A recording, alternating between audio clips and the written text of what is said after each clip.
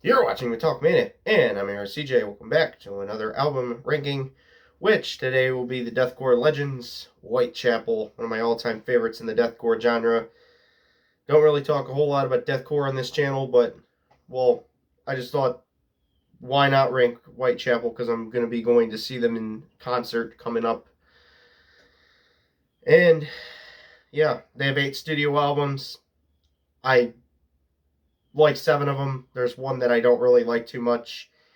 I will be getting into that one probably fast. Don't want to really talk about it too much because I'm really not wanting to be negative on this channel. But yeah, I really don't like it for some reason, which is Mark of the Blade from, which is number 8, 6 out of 10.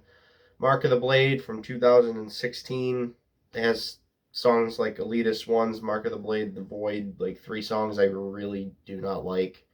But other songs like A Killing Industry, Dwell in the Shadows, and Bring Me Home is actually a one of my favorites from Whitechapel. Very more of a slow song, and it has some really good parts to it. I really do like some songs in this album, but just not a whole lot from it. Basically, just a couple songs I will go back to and listen to, but most of the album I just don't listen to. For this ranking, I went through and actually listened to it all, which was a time, but it was fun nonetheless. It's worth a listen, honestly. It's just really not for me. It's more of a like groove metal, like deathcore that just didn't work. And yeah, their album that followed that up is just way better than it. Number 7 is actually Endless War. A lot of people would have this one a little bit higher or right here. I've seen a lot of lists that fluctuate. Uh, I'm one of the people that think this album is kind of iffy. It gets an 8.6, an 8.6 out of 10, which is about average for an album from a band that I've never listened. If I really like a band, it's not average for it. An average is about 10 out of 10 because, yeah, the songs that are on this one are Endless War, The Saw is the Law. Those 2 songs, am, they're not as good as the rest of the album, in my opinion. Like, some of the best songs on here is like Mono, Worship the Digital Age, How Times Have Changed. Those are basically like the really good songs. Diggs Road is also really good as well. But yeah, just the hit songs are just not that good on this album. It's basically like the B sides, the ones that really uh, don't really get talked about too much. They're like the real big standouts for me. Yeah, the back half of the album is probably better than the first bit of it. So yeah, that's basically my thoughts on the our Endless War. Number 7. Number 6 is actually The Valley. Probably controversial to put The Valley at number 6, but yeah, this list is pretty controversial. I should have warned everybody first before going into it. This does have a lot of controversy to it. This is the first perfect album. I do think this album is perfect from front to back, and I like every second of it, but I like the other albums a lot more. Yeah, songs like When a Demon Defiles a Witch, Brimstone, Hickory Creek, Black Bear, The Other Side, The Third Death. A lot of great songs on here. It's more of like a progressive death style album with some deathcore in there.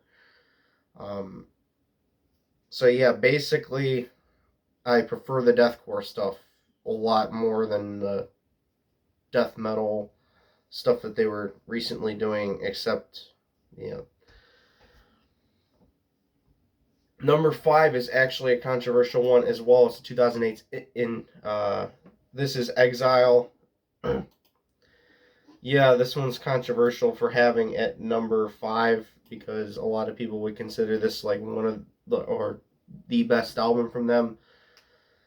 Yeah, it's still a perfect album for me. It's still the deathcore that I really like from these guys. Father of Lies, great song there. This is Exile. Basically, the whole album is good. It's just the other albums for me are more like, I like the other albums a lot more.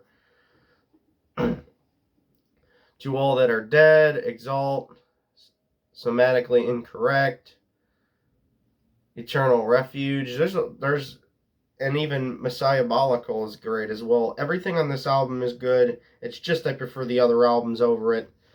It's basically what I'm going to be saying about a lot of these because, yeah, when you get to the top of the list for me, it's basically like what songs make them top of the list for me. Number 4 would be Whitechapel from 2012, the self-title. And this one is where like everything is like on 10 and hard to and really hard to rank because the ones under it were kind of easier to rank. This one and above were really hard to say which one I like better. Make It Bleed, Hate Creation, Culturalist, I Dementia, Section 8, Faces, Dead Silence, The Night Remains, Possibilities of an Possible Existence. This is where they kind of like started to get more extreme with their, or more progressive style like they did on Our Endless War, and then they changed it up for Mark of the Blade. But this is where they started to change, and you could see it, and it's just really, it's still like classic style, but it's like one of the transition albums to like the newer stuff. So yeah, that's what I got to say about this one. I think it's basically perfect all the way through. Make It Bleed is an absolute great song to start this album with. I think it's probably the best one that they ever started off with. So we'll move on. We'll go to number 3, which number 3 is A New Era of Corruption from 2010, their third album. And yeah, this is one of my favorites from this band for a reason. There's stuff like Murder Sermon and A Future Corrupt, End of Flesh, The Darkest Day of Man, which is just absolutely brutal and basically what I'd want from Whitechapel when listening to Whitechapel.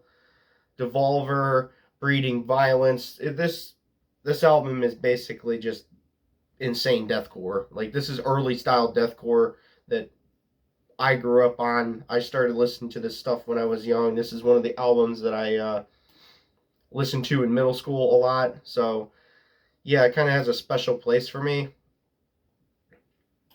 And yeah, you're probably wondering why this one hasn't been talked about yet. Number 2, The Somatic Defilement, the debut album from this band. And a lot of people are going to be wondering why the hell I haven't talked about this one yet, and why the hell is it at number 2? Because it is basically the raw like debut album that basically put them on the map. Stuff like Necrotizing, The Somatic Defilement, Fairy Fae. Just this album is by far one of my favorite deathcore albums ever. And yeah, you probably already know what number 1 is, and you're probably kind of like, why? But I'll explain why in a minute. Alone in the Morgue, Festering Fiesta, Viscer, Exciser.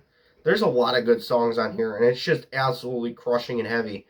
I kind of compare this album to like Carnifex's first album. That like, yeah, I absolutely love the Carnifex first album as well. Just anything from this age of deathcore is superb, honestly, my opinion, with deathcore. This trumps anything that comes out nowadays with deathcore. Uh,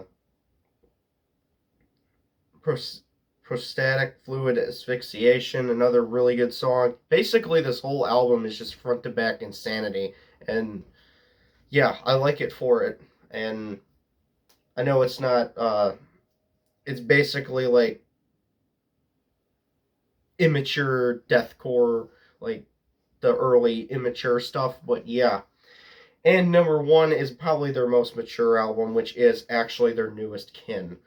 A lot of people are going to be mad that I put Kin at number 1, but the reason is it's more of a death metal album, and it has no business being any good. But yeah, I'm going to explain what I mean by that. It has no business being any good from a deathcore band that's legendary for deathcore. And it just absolutely shows in how musically mature they have gotten over their career with an album like this. It's basically, my opinion, is a progressive death metal, melodic death metal in some parts. It has progressive death metal in some parts. It has spoken slow songs. It has everything. Honestly, it's just a mess of musical inspiration. Honestly, it's it has no business being any good, but it's good, and that's the reason why it's number one. It's because it's like, it's weird. It's a weird album. It's weird. The Whitechapel would. There's some really heavy songs in here, like Lost Boy and Blood Soaked Symphony, but there's some really like good, slower, drawn out songs like Orphan. History is Silent, another really good one. To the Wolves, The Ones That Made Us. There's just some absolute great songs on here, and I don't get the hate that this album gets. I kind of get why a lot of deathcore fans hate this album, but for somebody that likes death metal and like progressive, like Meshuggah and stuff like that, this is an album that you'd probably enjoy in some parts. But then, yeah, you have to have a taste for this album to really like this album. It's not for everybody, honestly, and that's why it kind of gets a bad rap, and that's why it basically, in everybody's eyes, gets negative reviews. It got pretty negative reviews when it came out, and I had to like listen to it a couple times to actually get what they were doing here and actually really enjoy this album.